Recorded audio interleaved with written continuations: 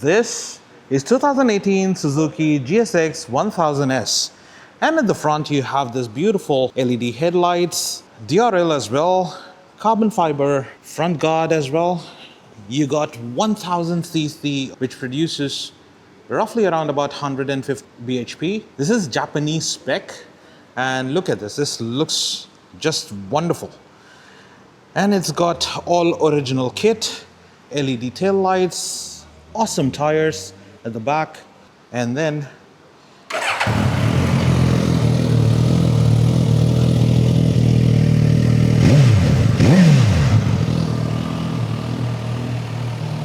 it has run around about 7,000 kilometers.